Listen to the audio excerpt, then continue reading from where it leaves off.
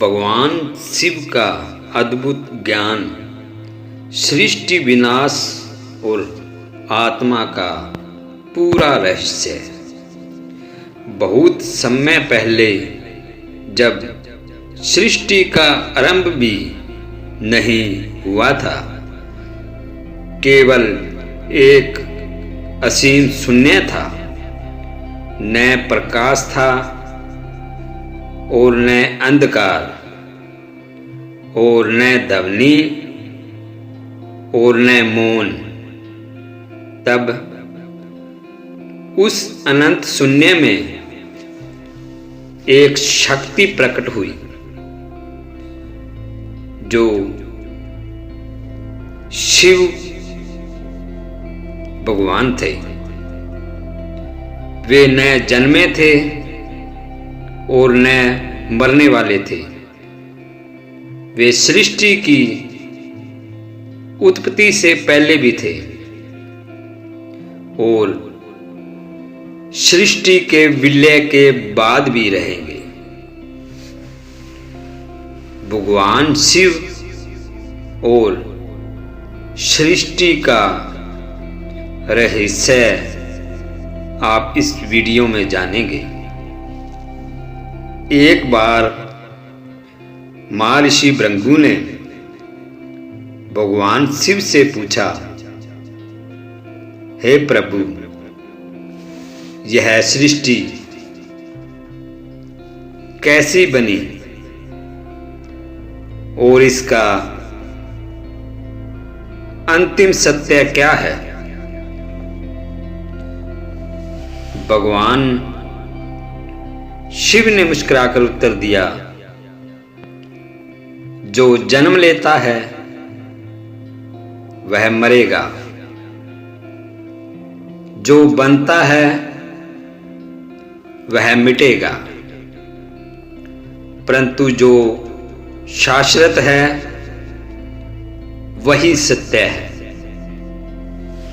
महर्षि ने फिर पूछा, तो क्या यह संसार मिथ्या है? भगवान शिव ने एक जलधारा में कंकड़ फेंका, फिर हलचल हुई, लहरें बनी और कुछ ही क्षणों में जल शांत हो गया।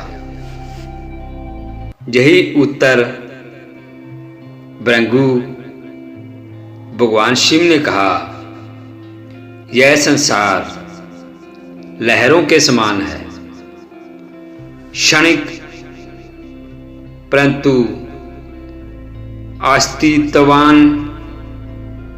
यह सत्य भी है और असत्य भी। आत्मा का रहस्य। एक और दिन भगवान शिव की तपस्या अर्जुन कर रहे थे। जब वे ध्यान मगन थे, तब एक वृद्ध सन्यासी उनके पास आया और बोला, हे राजकुमार, मैं भूखा हूं, क्या तुम मुझे भोजन दोगे?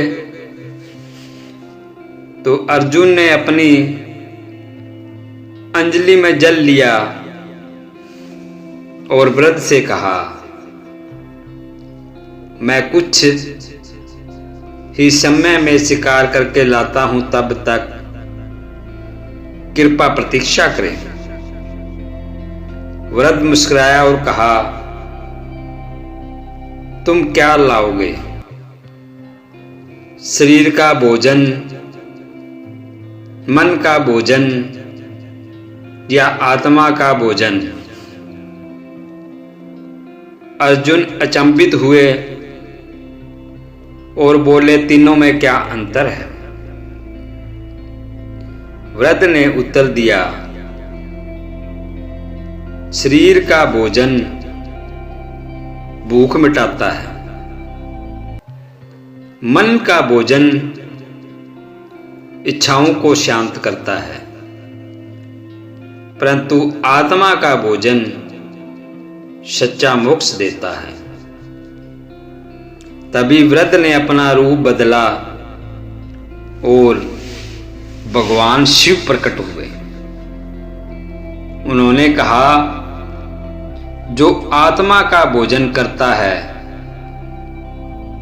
उसे संसार से कोई भय नहीं है। आत्मा का भोजन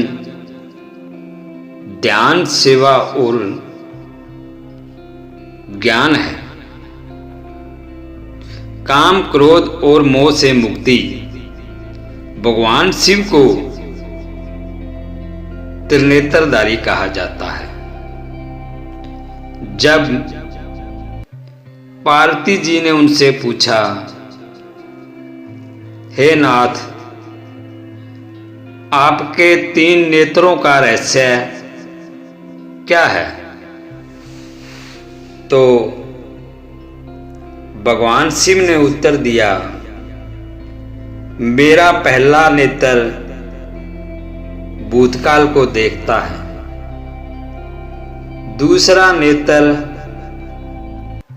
वर्तमान काल को देखता है, तीसरा नेत्र भविष्य काल को देखता है। परंतु जब यह तीसरा नेत्र खुलता है तो केवल सत्य बचता है। पार्वती ने कहा, क्या यह नेत्र केवल विनाश के लिए खुलता है? भगवान शिव मुस्कुराए और बोले, नहीं, यह अज्ञान के नाश के लिए खुलता है। जब कोई काम, क्रोध और मोह में बंध जाता है तब यह नेत्र सत्य का प्रकाश करता है और उसे मुक्त कर देता है। भगवान शिव की भस्म साधना का रहस्य है। एक दिन एक भगत ने भगवान शिव से पूछा, हे महादेव, आप अपने शरीर पर भस्म क्यों लगाते हैं? भगवान शिव ने कहा, भस्म स्मरण दिलाती है। यह शरीर नश्वर है, जो आज वह कल मिट जाएगा, परंतु आत्मा शाश्वत है। जो सत्य को जान लेता है वह किसी भी भय से मुक्त हो जाता है।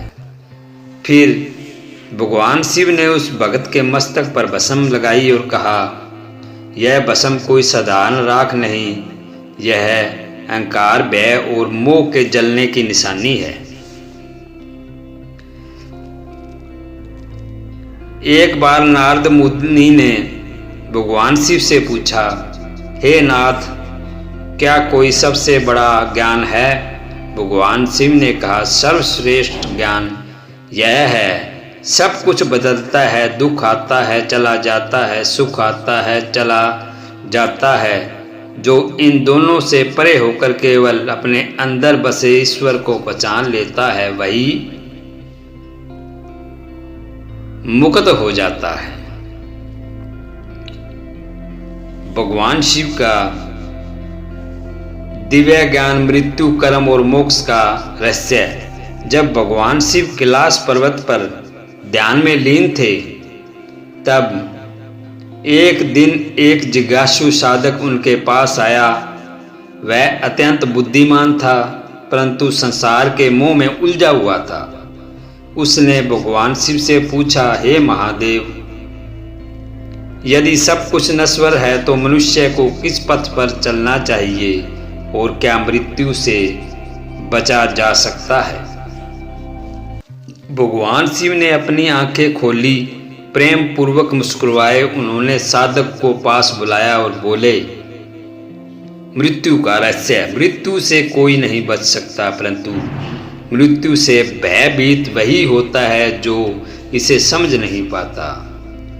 भगवान शिव ने कहा, साधक ने पूछा, जो मृत्यु क्या है प्रभु?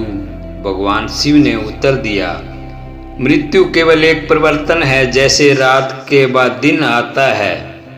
शरीर नष्ट होता है परंतु आत्मा अमर रहती है। तभी भगवान शिव ने साधक को एक बीज दिया और कहा, इसे रोपो और देखो।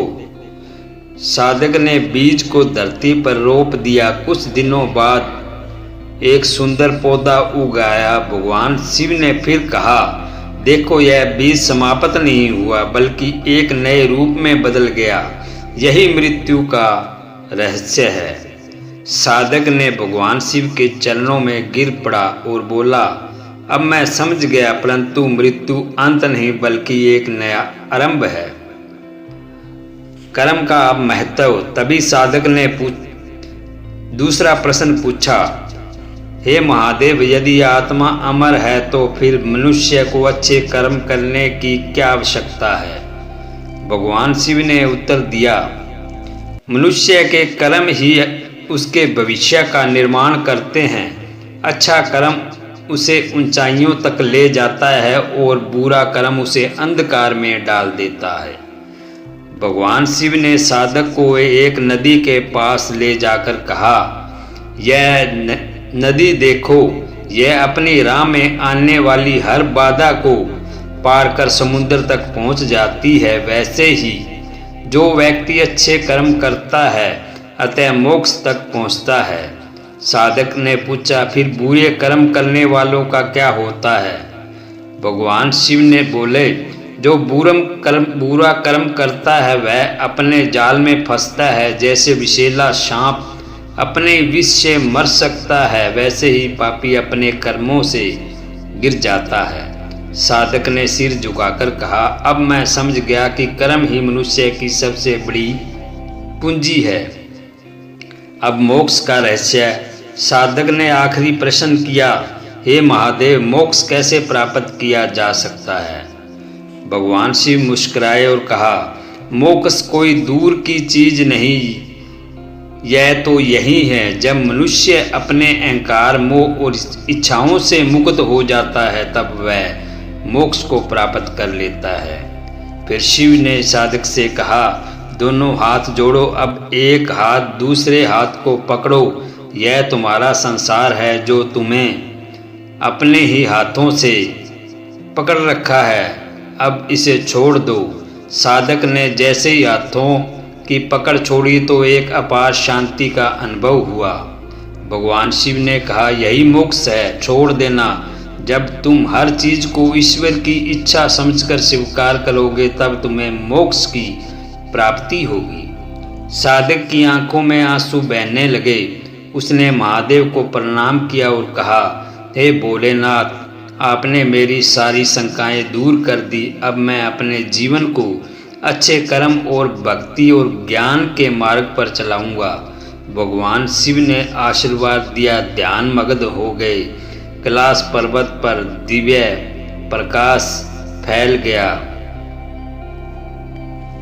जो भी इस कथा को पढ़ता या सुनाता है और सुनता है उनके मन में भगवान शिव का ज्ञान जागृत हो जाता है।